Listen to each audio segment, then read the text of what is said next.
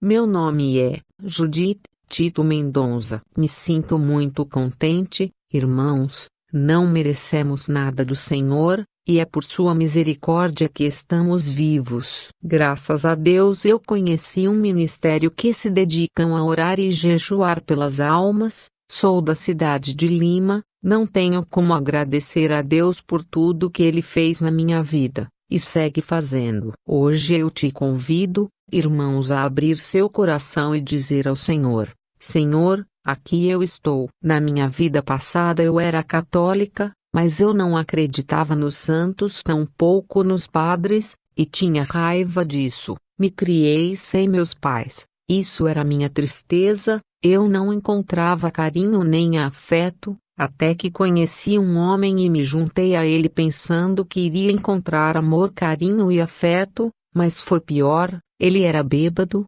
mulherengo e ex-evangélico. Os cristãos vinham a ele pregar, porque ele tinha o desejo de se reconciliar com Deus, e eu não entendia isso. Quando eu via um irmão ou irmã com uma Bíblia, eu pensava, essa pessoa é um ignorante, porque eu dizia, se Deus existe, porque Ele me deixou ser criada sem meus pais. Então eu ia com esse homem a várias igrejas. Eu era contra. E passou um tempo e eu estava ouvindo o programa A Voz da Libertação. Meu esposo me disse, vamos nessa igreja, e eu colocava o vestido como os evangélicos. E em uma campanha na igreja, eu vi meu esposo, ele se ajoelhou e disse, Senhor Jesus, me perdoe. Eu não entendia nada, irmãos. Eu não compreendia nada o que estava se passando com aquele homem. Então eu comecei a lutar contra os evangélicos,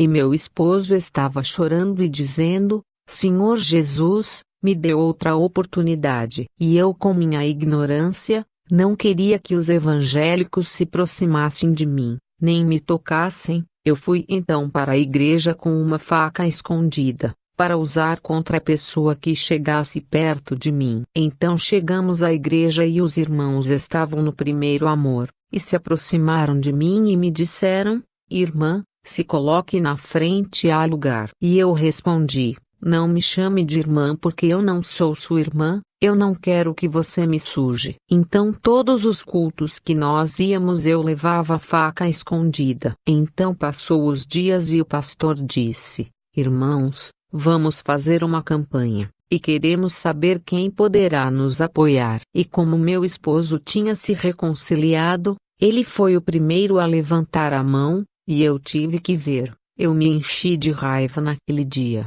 e então eu pensei, ninguém vai zombar de mim. Vamos ver se você vai chegar à sua igrejinha, vamos ver. Chegou às 2 horas da tarde, meu esposo tomou banho e se arrumou, pegou a Bíblia, para ir e eu me coloquei na porta, e peguei uma madeira que sustentava os cabos de força, e disse para ele, aqui ninguém vai sair, nem morto você sairá daqui. Então ele passou por baixo, e eu derrubei os cabos em cima dele, mas ele somente se sacudiu e se foi. Então eu peguei aqueles fios de força e enrolei nos meus braços para que eu morresse ali, porque eu percebi que haviam zombado de mim. Mas naquele dia nada aconteceu comigo. Era para eu morrer eletrocutada, mas nada me aconteceu. Então eu peguei a faca que eu sempre levava à igreja para matar esse homem, porque eu pensava que ele havia zombado de mim. Era 8 horas da noite e ele chegou cansado,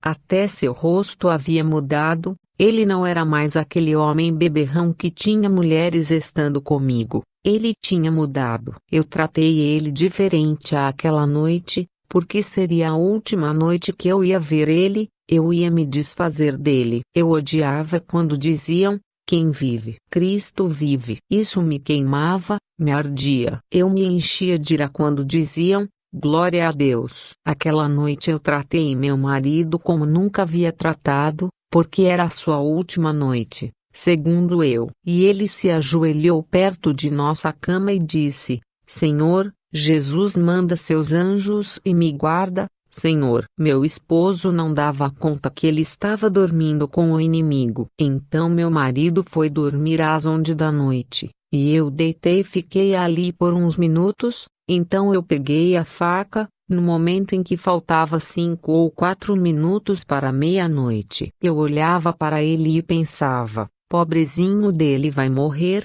que morra rápido, porque eu não quero ver ele sofrendo. Então eu olhei que parte do corpo dele eu poderia enfiar a faca para que ele não sofra. Pobre dele, o mais seguro é no coração para que ele não sofra. Então me levantei pouco a pouco, agarrei a faca e comecei a contar, de 3 ao 0, para cravar a faca no coração dele. Aquele homem que estava indo para a casa de Deus, e todos o amaram. Quando eu cheguei ao 0 que eu ia cravar a faca no coração dele, senti que algo pegou minhas mãos e torceu ela para trás e me fez largar a faca, e foi a primeira vez na minha vida que eu senti medo. Era o Senhor que estava ali, e passaram alguns meses e eu não queria nada com os evangélicos. Meu esposo dizia ao Senhor, Senhor Jesus, muda minha esposa. E eu dizia ao meu esposo, coloque isso em sua cabeça,